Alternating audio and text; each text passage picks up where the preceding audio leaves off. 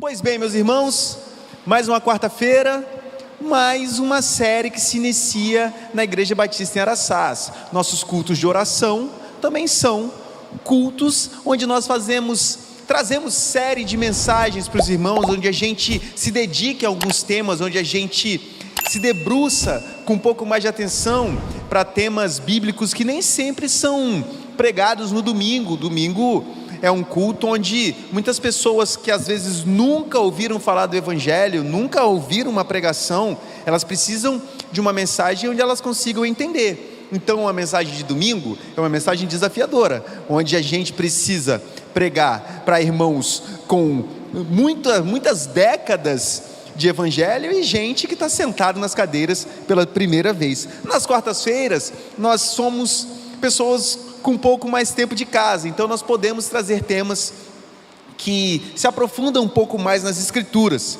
E nesses 2 meses, fevereiro e março, nós vamos falar sobre a liberdade em Cristo. Porque falar de liberdade é algo que pode não parecer, mas é algo complexo.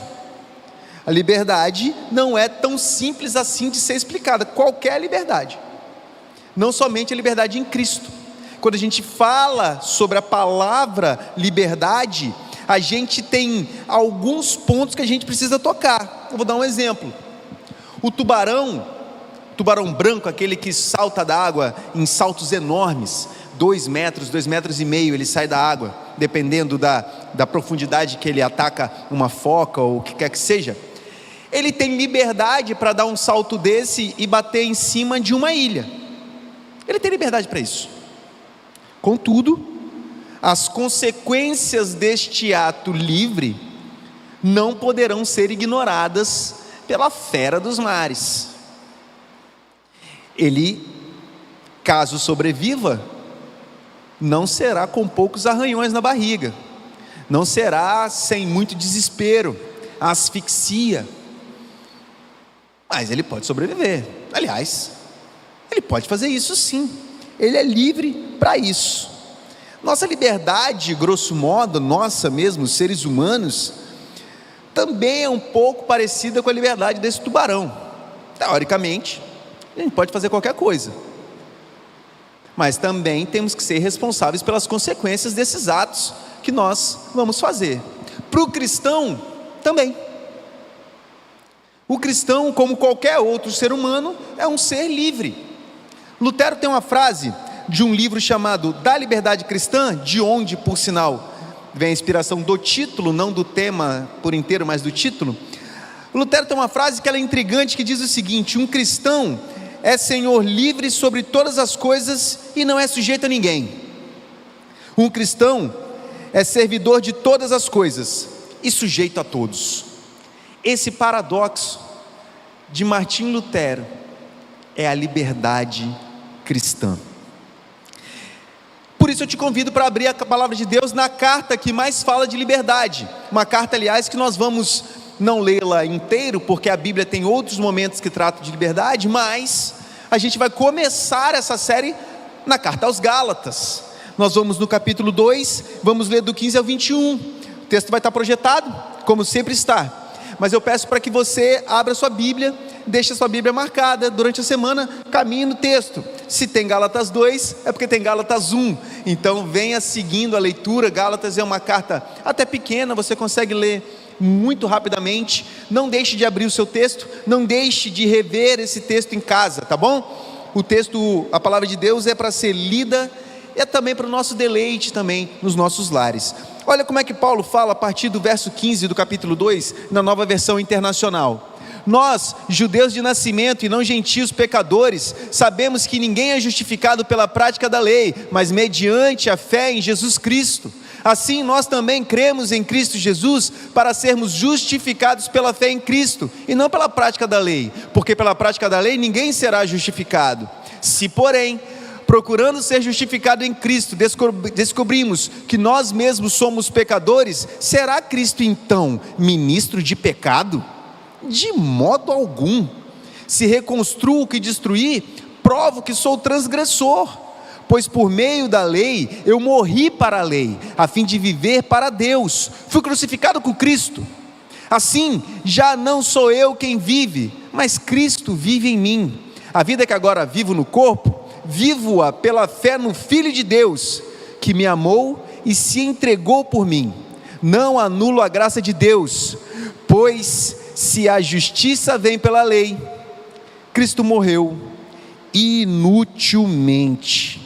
A carta aos Gálatas é uma das primeiras cartas paulinas.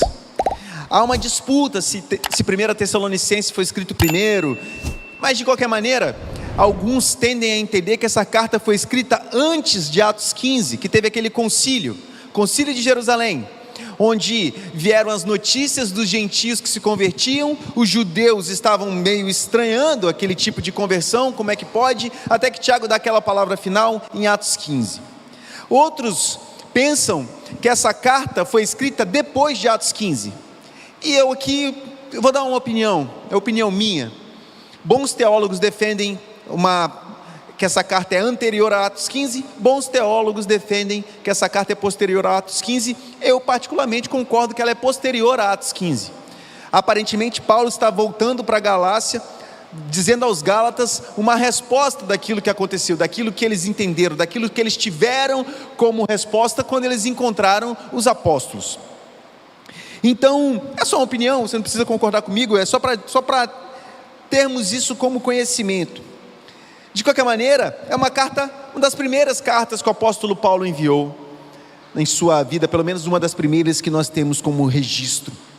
E ela é uma carta de um conteúdo claro, é uma carta que pede para que nós não sejamos nem libertinos, nem legalistas. Essa é uma carta fantástica, é uma carta que fala sobre liberdade e sobre lei, de uma maneira quase que poética, de uma forma que só o Espírito de Deus consegue inspirar alguém para fazer. Alguém que fala da lei de Deus, a poderosa lei de Deus, e alguém que fala da poderosa cruz no mesmo texto, sem desmerecer nenhum dos dois, colocando cada um no seu lugar, para que nós aprendamos como é ser cristão.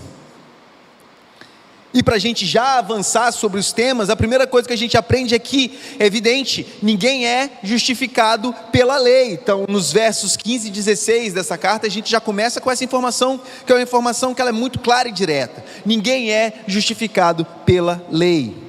Então perceba uma coisa, meus irmãos, quando a Bíblia fala de justo, de justiça, a Bíblia aponta para um ser que tem justiça como uma das suas características.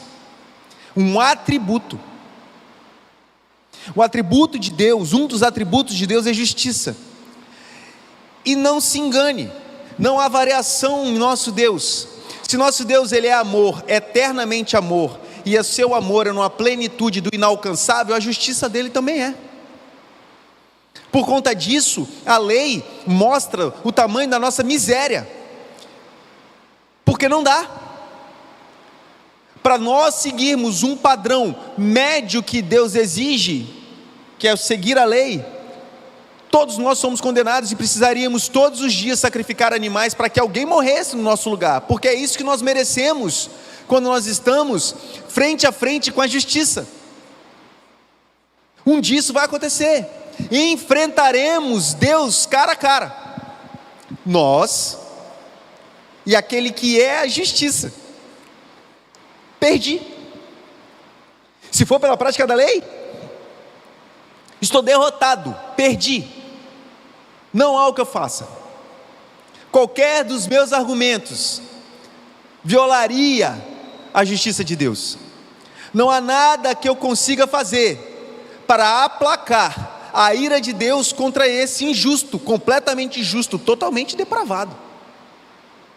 Não há. Se a justiça é um padrão de Deus, logo, pelo cumprimento da lei, eu não consigo ser justificado, porque eu não consigo atingir esse padrão, eu não consigo chegar nesse nível, eu não consigo ser como Deus.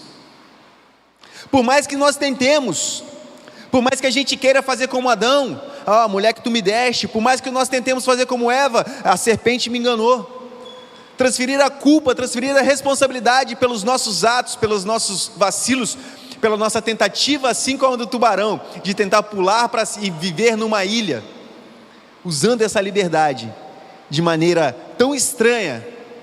As consequências, para quem tenta seguir a lei para se justificar, as consequências são óbvias: ficar numa ilha até morrer, ou melhor, ser condenado eternamente para longe de Deus. Então, pela lei, como é que a gente vai ter esperança? Como? Esperança em quê? É uma vida de desesperança. Se você quer viver uma vida cristã por uma prática pura de um legalismo, a sua vida, ela é inútil.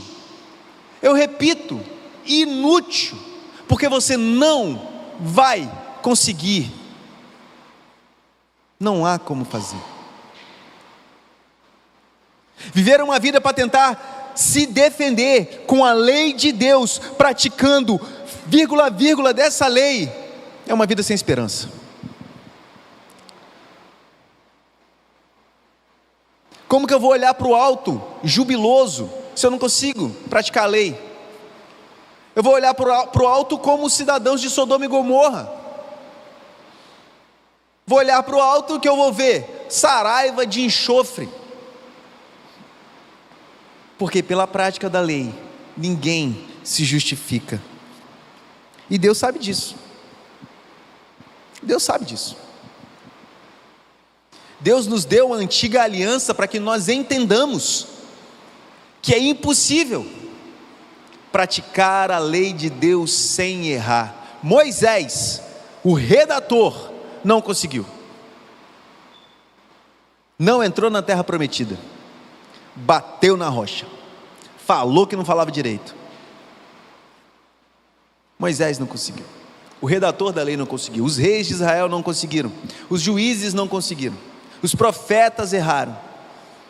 O povo de Israel, o torto e a direito, estava adorando Moloque, adorando Baal, adorando Astarote, sacrificando os próprios filhos, se entregando a todos os tipos de pecado, até que foram invadidos por outros povos. Quando voltaram, quem diria? Erraram de novo. Quando Jesus veio, quem diria? Erraram de novo. E assim estamos nós, erro após erro, tentando fazer da lei o nosso suporte. Não há esperança. Pela prática da lei, não há ninguém que se salve. Então, não adianta ser legalista. Não adianta guardar dias da semana, não adianta evitar carne, não adianta.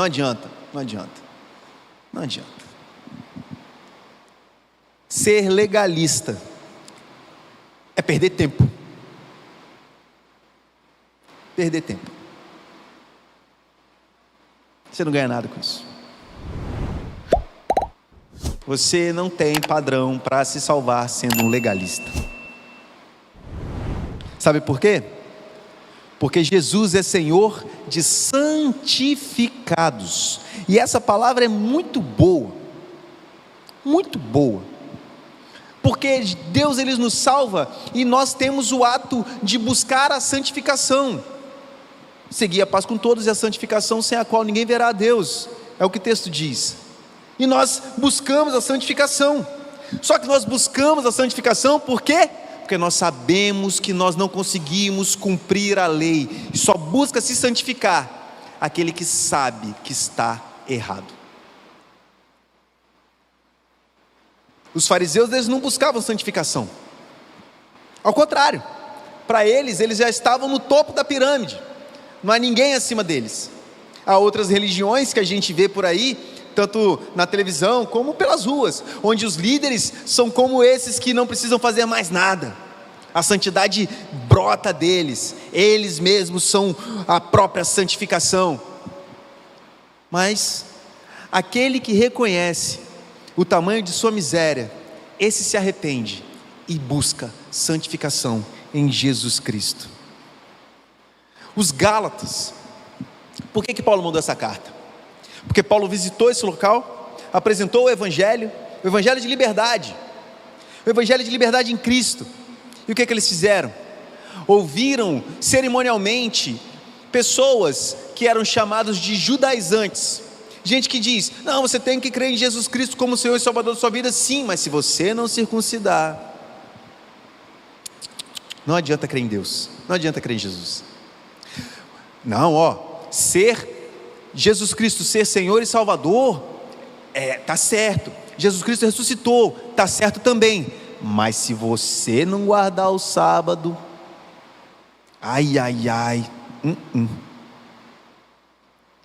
Você acredita que Jesus Cristo é o Senhor e Salvador da sua vida? Acredita. Opa. Você entregou a vida a Jesus? Entregou. Opa. Come mortadela? Por causa da mortadela você vai para o inferno. Não pode comer mortadela. Salaminho. Não pode comer torresmo. É muito difícil cumprir a lei. Isso estava acontecendo aos Gálatas. As pessoas vieram e tentaram imputar a lei novamente, aquele monte de rigor de lei. E o que os Gálatas fizeram?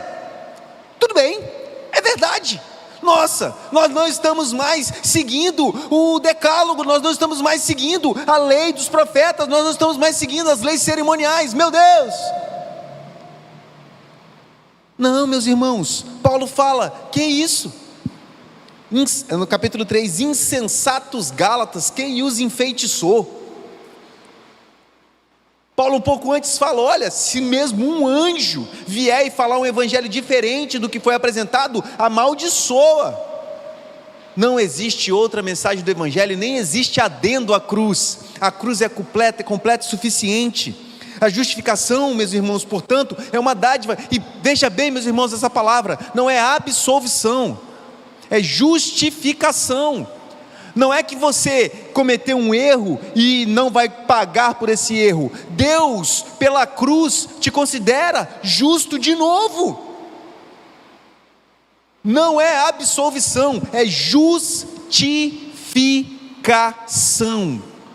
Pelo sangue de Jesus, que é o óculos que Deus vê esse pecador, eu sou justo, graças ao sangue de Jesus, não pela minha prática da lei. Como eu disse, pela prática da lei, eu não olho para cima esperando aquele grande dia onde nosso Senhor vai voltar. Pela prática da lei, eu olho para cima, assim como Sodoma, assim como Gomorra, o que eu espero é saraiva de enxofre, porque é isso que eu mereço. A minha diferença para os cidadãos de Sodoma e Gomorra, talvez, é que a história deles está contada, a minha não está. Não sei, vocês não sabem. Vocês não sabem. Meus irmãos, nós somos justificados, por isso nos santificamos, porque o Espírito de Deus está conosco, caminha conosco, habita no meio de nós, como nós estamos nessa reunião que nós chamamos de comunhão dos santos. Pela fé em Cristo, eu descubro que eu sou pecador, por isso eu me santifico.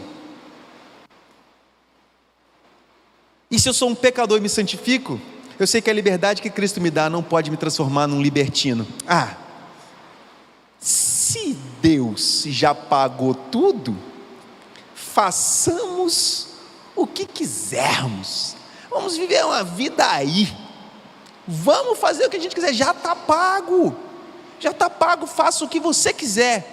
Assim como o tubarão também é livre para pular em cima de uma ilha e morrer nela, aquele que entende que a liberdade em Cristo é uma liberdade em vão, uma liberdade para você viver em deleites e prazeres carnais, para viver uma vida de pecado, a liberdade de Adão de comer o fruto, isso é libertinagem, porque a liberdade tem seus preços, a liberdade tem suas consequências. A liberdade não é fazer o que você quiser, porque nós somos livres em Cristo. A nossa liberdade é porque nós estamos livres do pecado, e principalmente da potente e inescapável ira de Deus. É uma bela de uma liberdade. É uma excelente liberdade.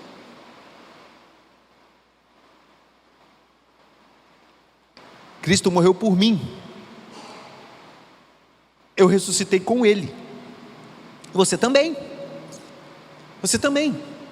Nosso Deus é livre e viveu sem pecar. E a lei, ela condenou o inocente no meu lugar. Veja bem, meus irmãos, Jesus Cristo, Ele não só cumpriu toda a lei, não foi só isso que Ele fez, Ele morreu por aqueles que não cumpriram. Deus morreu, porque não pense, meus irmãos, que na cruz, Jesus Deus se separou de Jesus homem. Não, isso nunca aconteceu.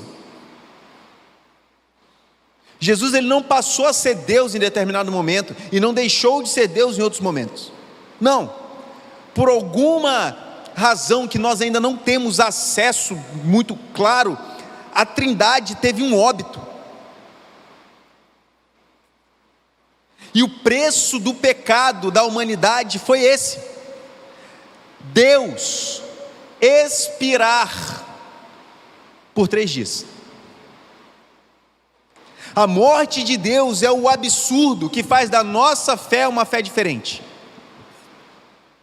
Um Deus que se entrega à morte para salvar os mortais. Isso é só o cristianismo. Nenhuma outra religião apresenta um Deus que faça tanto por tão pouco. Mesmo assim, o nosso Deus, ele falou: vou morrer sim. E o sacrifício de Jesus, ele é poderoso o suficiente para que nós sejamos então justificados em Cristo, porque é um sacrifício muito mais do que potente, porque não é que ele sarou os meus pecados como o bode que os israelitas eles lançavam ao deserto, Azazel, ou como cordeiro. Se você cometeu o pecado X, vai ter que trazer um cordeiro sem mancha, sem mácula, que não pode ser manco, um cordeiro assim, com 1 ano, precisa ser sacrificado, vai ter que pegar o sangue e aspergir nos cantos e tal, nas pontas, e depois tem que o sacerdote pegar essa carne, a carne vai queimar, vai ser o holocausto totalmente queimado, o couro, as vísceras vai ter jogado para o lado de fora, vai ser queimado até virar cinza. Esse é só o pecado que você cometeu. O de amanhã, meu irmão, é outro cordeiro. O tabernáculo era sacrifício constante. O fogo nunca deixou de queimar no tabernáculo. Todo momento tinha alguém chegando com um cabritinho, com uma pombinha ou com alguma coisa, porque deveria oferecer o sacrifício de acordo com o seu pecado. Toda hora tinha gente chegando com a roupa manchada, com a pele manchada, por conta de algum tipo de impurificação que se cometia. Mas Jesus, um belo dia, foi posto numa cruz, e foi um sacrifício de uma vez por todas, não só pelos pecados que eu cometi, ou pelos pecados que eu irei cometer, mas pelos pecados de Davi, de Abraão, de Adão, de Noé, de Jacó, os pecados de João Batista, os pecados de seus irmãos, dos apóstolos, o meu, da Joana, dos meus netos. Jesus morreu de uma vez por todas para nos sarar dessa maldição chamada natureza pecaminosa. Paulo ele diz que ele morreu para condenação. Ele morreu para a condenação. Olha que frase fantástica de Paulo. Ele morreu para aquilo que o condenava, para aquilo que o mataria. Quando Cristo se fez pecado por ele, quando Cristo se fez morte no lugar dele, ele morreu para a própria condenação, e nós também morremos para aquela morte. Nós não passaremos mais por essa morte, porque todos nós somos servos de Jesus, morremos na morte dele. E assim como Paulo, nós podemos dizer que nós ressuscitamos na ressurreição dele, e hoje somos justificados. Então, Morrer para a lei não é transgredir a lei, porque a lei foi paga, a lei foi cumprida. Graças a Deus, a lei foi cumprida, cada ponto da lei foi cumprido, nada deixou, não teve uma vírgula, não teve nada para trás. Jesus Cristo cumpriu plenamente toda a lei, Ele nunca pecou, e porque Ele pagou, hoje nós temos liberdade nele, e bendito seja Deus por essa liberdade. Foi uma morte perfeita, daquele que é perfeito, Ele nos limpou perfeitamente, e hoje nós somos limpos, como diz o texto bíblico, alvos mais que a neve. Não temos mais aquela cor de sangue, a cor da morte, a cor que aponta para a corrupção e para o pecado. Não, temos nossas vestes limpas pelo sangue de Jesus, e somos livres da condenação da lei. Somos livres para adorar o nosso Senhor. Nós somos livres para servir o nosso irmão. Nós somos livres para estar aqui na igreja, e nós somos livres para pregar liberdade aos outros que estão cativos por aí nesse mundo. Engana-se quem pensa que uma vida de pecado é uma vida de liberdade. Eu faço o que eu quero. Será? Liberdade é poder dizer não quero. Ter que aceitar não é liberdade. Liberdade é o direito de negar.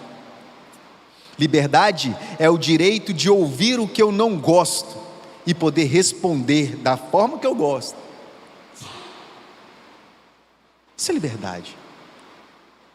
Liberdade é eu falar, Deus te abençoe, e a pessoa não acredita em Deus. É isso. Mas liberdade de fato é o ato de poder negar. Vamos? Quero não. Porque você é crente? Exatamente porque eu sou crente. Porque você não pode? Porque eu não quero. Você que não pode. O cristão pode não querer para a glória de Deus. Bendito seja o nome do Senhor. Paulo conclui dizendo que a morte de Jesus não foi inútil. Isso porque não existe espaço para a minha obra. Não existe como eu pegar a cruz de Jesus e dar uma polida. Não existe como eu fotografar Jesus crucificado numa cena mais bonita. Não existe eu chegar na cruz e fazer uma pose bem bonita ao lado, tipo assim, ei Jesus, estou aqui, está pago. Não, a cruz é um movimento perfeito da divindade, e foi um ato completo. Não falta nada, não sobra nada, não precisa de acréscimo, não precisa de nada. O autor aos Hebreus diz, o sacrifício é perfeito, é feito completo. O que eu faço então? Eu me deleito na cruz.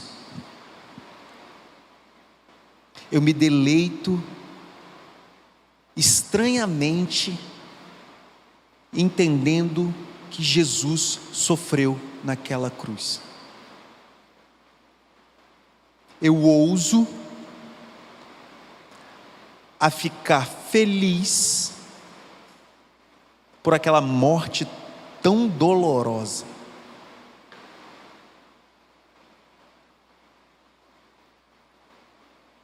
Porque Deus quis assim. Que nós tivéssemos paz e graça por conta de um momento tão singular na história do cosmos. Por isso que eu vivo intensamente a graça. Vivo mesmo, compreendendo e respeitando o tamanho da cruz. Eu vivo pela graça, pela fé em Cristo. Eu sigo o caminho, esse caminho com C maiúsculo, com intrepidez, sem olhar para trás. Eu vivo pela graça, sabendo que eu sou um pecador, sou um miserável, sou indigno, e mesmo assim, aquele sofrimento todo de Deus foi para me salvar também. Eu vivo pela graça, porque eu sei que a minha liberdade tem limites, assim como a liberdade daquele tubarão, lá do início da nossa mensagem. E ok, bendito seja Deus pelos limites da minha liberdade.